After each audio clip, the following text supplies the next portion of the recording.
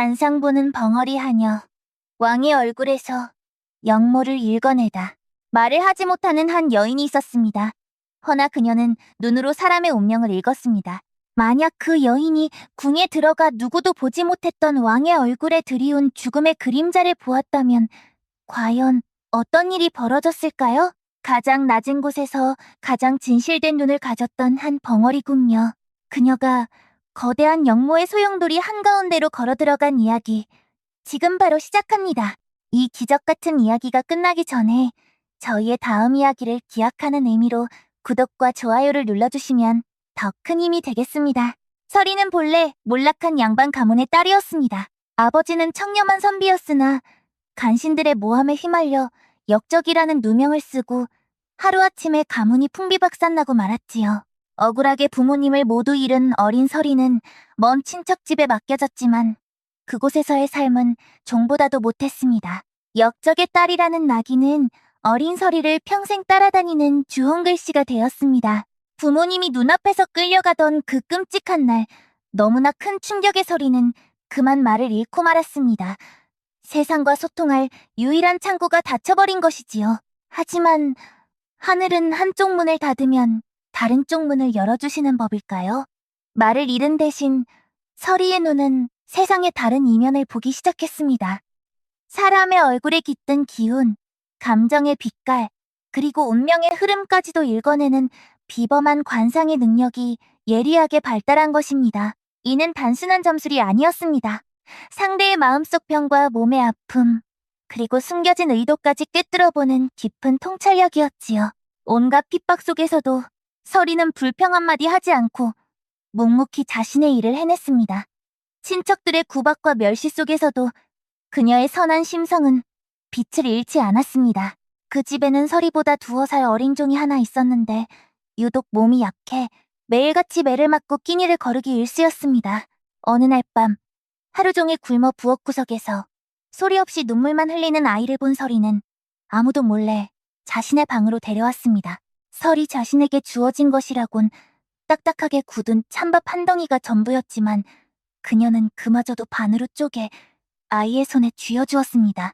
만약 들키기라도 하면 모진 매질을 당할 것이 뻔한 일이었으나 서리는 굶주린 아이의 등을 조용히 다독여줄 뿐이었습니다. 이처럼 자신보다 약한 존재를 보면 그냥 지나치지 못하는 마음, 그것이 서리의 본성이었습니다.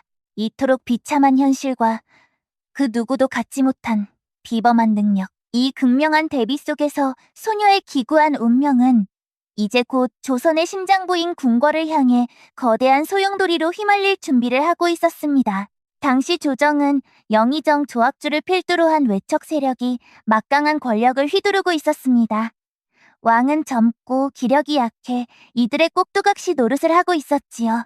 이 위태로운 상황을 안타깝게 지켜보던 유일한 어른이 있었으니 바로 선왕에 비었던 대왕대비였습니다. 그녀는 지혜롭고 강단이 있었으나 친위 세력이 미약하여 조악주 일파를 견제하기에는 힘이 부쳤습니다. 그녀는 나라의 앞날을 걱정하며 이 교착 상태를 깨 비장의 한 수를 찾고 있었습니다.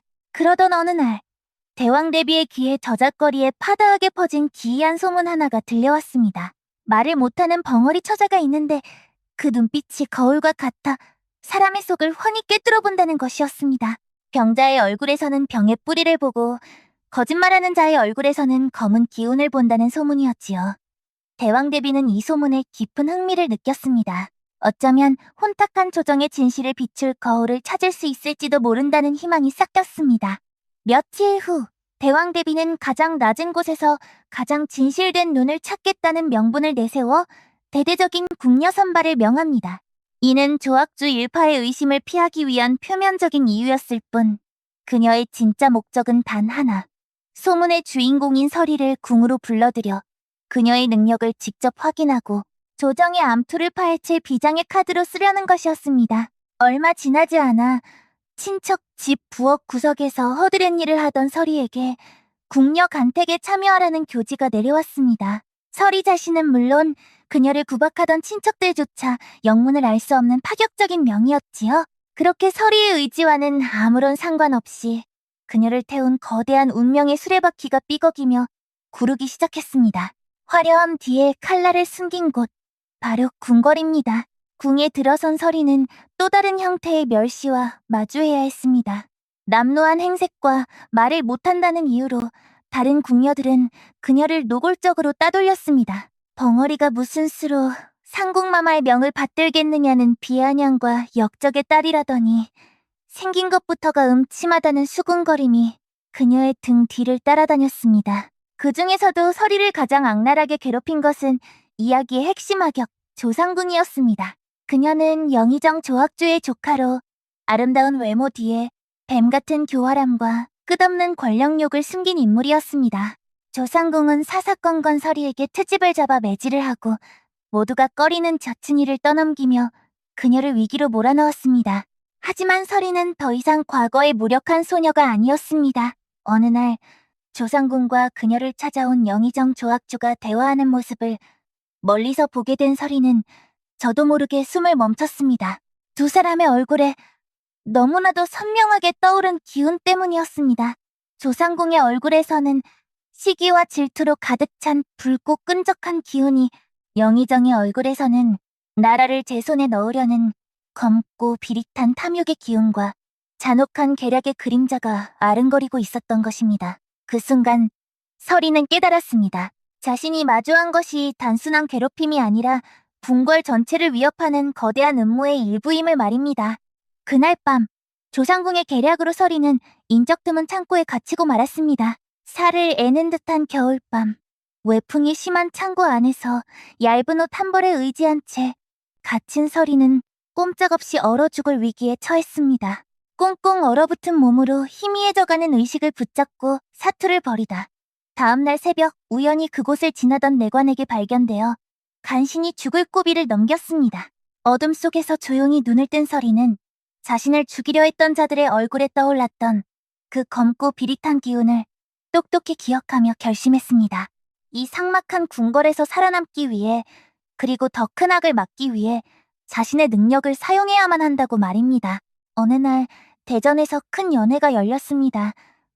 서리는 다른 궁녀들을 따라 연회에 필요한 물건들을 나르다 우연히 어전에 들어가게 되었습니다. 잠시 고개를 든 순간 용상에 앉아있는 왕의 얼굴이 그녀의 눈에 들어왔습니다. 다른 모든 이들이 황공하여 고개를 조아리고 있을 때 오직 서리만이 왕의 얼굴을 정면으로 바라보는 찰나의 순간이었습니다. 그리고 그녀는 보았습니다. 왕의 얼굴에는 만백성을 아우르는 용의 기운 대신 독사의 칭칭 감겨 서서히 질식해가는 기운이 서려 있었습니다. 총명해야 할 눈빛은 총기를 흐리게 하는 검은 안개에 가려져 있었고, 이마에는 단면과 패망을 상징하는 검붉은 그림자가 짙게 드리워져 있었습니다. 서리는 온몸에 소름이 돋는 것을 느꼈습니다. 이것은 명백한 독살의 징후였습니다. 왕이 영의정 세력에 의해 오랜 시간에 걸쳐 서서히 독에 중독되고 있으며 심신이 완전히 장악당했음을 의미하는 끔찍한 관상이었습니다. 이 끔찍한 진실을 깨달은 서리는 극심한 공포와 함께 알 수 없는 사명감에 휩싸였습니다. 말을 할 수 없는 자신이 과연 이 사실을 어떻게 알려야 할까?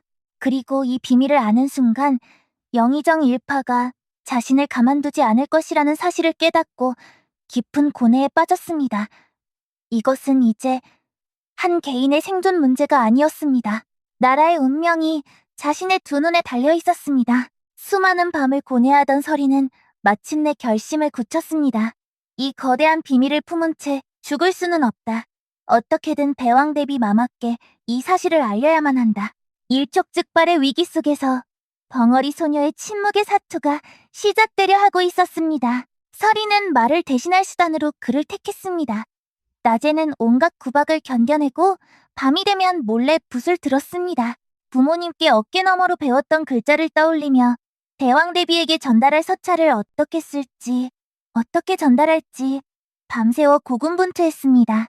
그녀의 손에 들린 붓은 단순한 필기구가 아니라 나라를 구할 유일한 검이었습니다. 그러는 동안에도 서리는 자신의 능력을 활용해 작은 위기들을 막아냈습니다. 한 번은 조상궁이 아끼는 비녀가 없어지자 한 미천한 궁녀에게 누명을 씌우려는 것을 미리 알아챘습니다. 서리는 조상궁의 얼굴에 떠오른 거짓된 분노와 죄 없는 궁녀의 얼굴에 나타난 억울함과 공포를 일궈냈지요. 그녀는 조상궁이 비녀를 숨겨둔 장소를 눈치채고 몰래 비녀를 꺼내 모두가 볼 수 있는 곳에 둠으로써 궁녀의 누명을 벗겨주었습니다. 이처럼 서리는 지혜롭게 위기를 헤쳐나가며 자신의 존재 가치를 조금씩 증명해 나갔습니다. 마침내 서리에게 결정적인 기회가 찾아왔습니다. 대왕대비가 애지중지하는 화초가 원인 모르게 시들어가자 궁 안의 모든 어이들이 애를 태웠습니다. 그때 탕약을 올리는 어이의 얼굴에서 실수와 두려움의 기운을 읽은 서리는 그가 약재를 잘못 썼음을 직감했습니다. 서리는 망설이지 않고 대왕대비 앞으로 나아가 흙바닥에 그림을 그리기 시작했습니다. 잘못 사용된 약재의 모양과 그것을 중화시킬 수 있는 올바른 약재의 모양을 정확히 그려낸 것이지요. 반신반의하던 어이가 서리의 그림대로 약재를 받고자 시들어가던 화초는 기적처럼 되살아났습니다.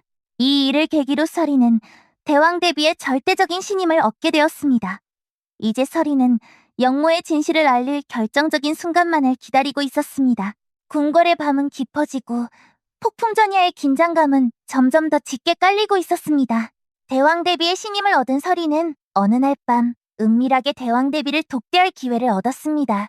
그녀는 떨리는 손으로 미리 준비해둔 서찰을 건넸습니다. 서찰에는 단 한 글자, 독독독 자만이 쓰여 있었습니다. 그 글자를 본 순간 대왕대비의 눈빛이 서늘하게 빛났습니다. 그녀는 모든 것을 깨달았습니다. 그동안 어렴풋이 의심만 하던 왕의 병세와 영의정의 음모가 서리의 경고로 인해 하나의 그림으로 맞춰진 것입니다. 대왕대비는 즉시 자신이 유일하게 믿는 친위 세력을 움직여 어이를 체포하고 왕의 약과 음식에 독이 들어있다는 결정적인 증거를 확보했습니다. 다음 날 아침, 어전 회의는 피바람으로 시작되었습니다. 대왕대비는 모든 증거를 대동하고 어전에 나타나 영의정 조학주와 조상궁의 모든 죄를 만천하에 밝혔습니다. 빼도 박도 못할 증거 앞에서 영의정 일파는 무너져 내렸습니다. 권세에 빌붙었던 자들은 등을 돌렸고 진실 앞에서 그들의 탐욕스러운 민낯이 낱낱이 드러났습니다. 조학주와 그의 일족은 모두 차명에 처해지고 조상궁은 폐서인이 되어 궁에서 쫓겨나는 비참한 최후를 맞았습니다. 해독약을 먹은 왕은 얼마 지나지 않아 총기를 되찾고 건강을 회복했습니다. 왕과 대왕대비는 이 모든 공을 서리에게 돌리며 그녀를 치하했습니다. 왕이 서리에게 소원을 묻자 서리는 조용히 붓을 들어 종이 위에 글을 써내려갔습니다. 신진의 가문을 복권시켜 주시옵소서. 억울하게 역적으로 몰려 돌아가신 부모님의 명예를 되찾는 것, 그것이 그녀의 유일한 소원이었습니다. 서리의 가문은 마침내 역적의 누명을 벗고 충신 가문으로 복권되었습니다. 그리고 서리는 더 이상 말을 못하는 비천한 궁녀가 아니었습니다. 왕의 최측근에서 지혜로운 조언을 아끼지 않는 특별 조언자로 임명되어 사람들에게 지혜의 눈이라 불리며 존경받는 인물이 되었습니다. 몇 년 후, 서리는 왕의 곁에서 지혜롭고 존경받는 조언자로서 평화로운 나날을 보내고 있었습니다.